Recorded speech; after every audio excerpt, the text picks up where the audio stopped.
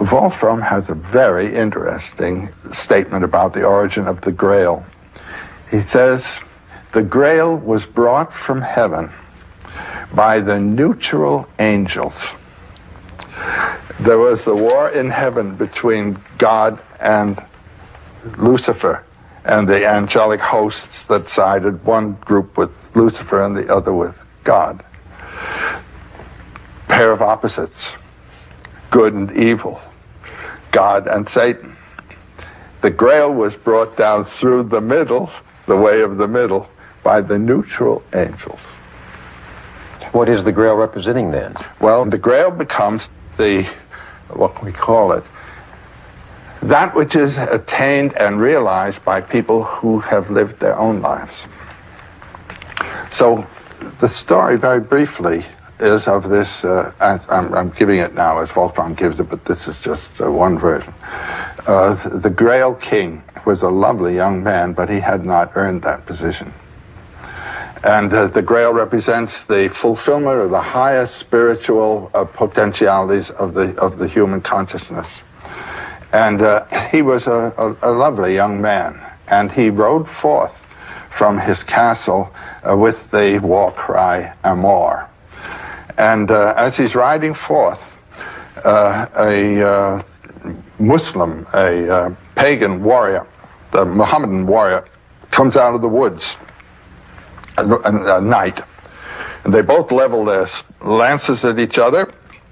They drive at each other, and the lance of the Grail King kills the Mohammedan, but the Mohammedan's lance castrates the Grail King.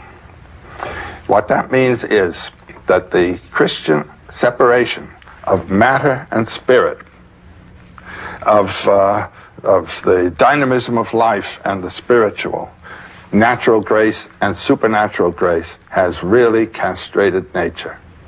And the European mind, the European life has been, as it were, emasculated by this.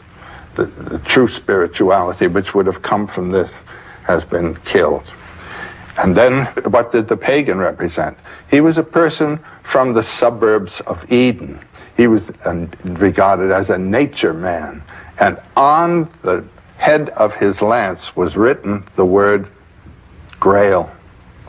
That is to say, nature intends the Grail. Spiritual life is the bouquet of natural life, not a supernatural thing imposed upon it. And so, the impulses of nature are what give authenticity to life. Not obeying rules come from a supernatural authority. That's the sense of the Grail. And the Grail that these romantic legends were searching for is the union, once again, of what had been divided? The peace that comes from joining? The Grail becomes symbolic of an authentic life that has lived in terms of its own volition, in terms of its own impulse system, which carries it between the pairs of opposites of good and evil, light and dark. Wolfram starts his epic with a short poem saying every act has both good and evil results. Every act in life yields pairs of opposites in its results.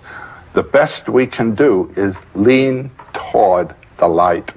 That is, say, intend the light. And what the light is that of the harmonious relationships that come from compassion with suffering, understanding of the other person. This is what the Grail's about.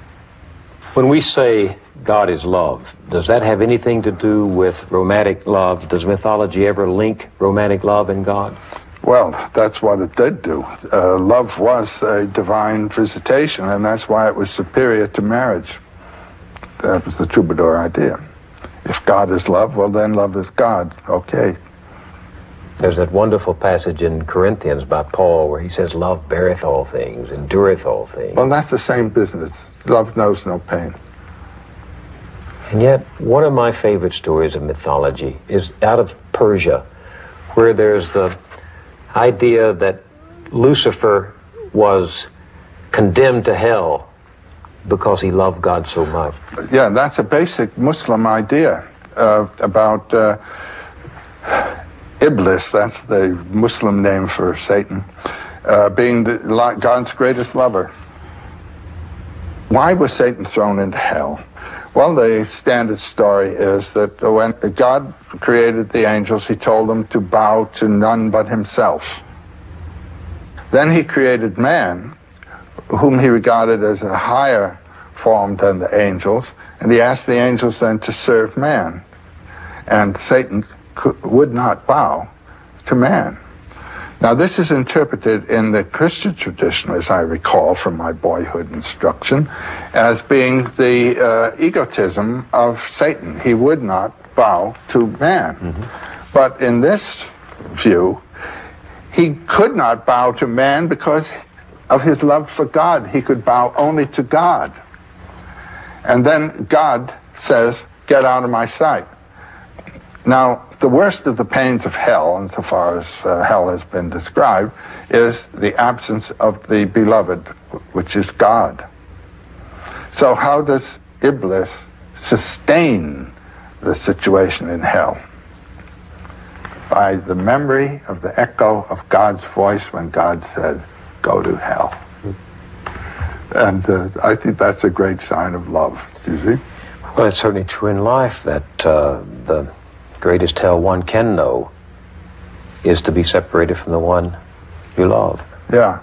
That's why I've liked the Persian myth for so long. Satan as God's lover. Yeah. And he is separated from God, and that's the real pain of Satan.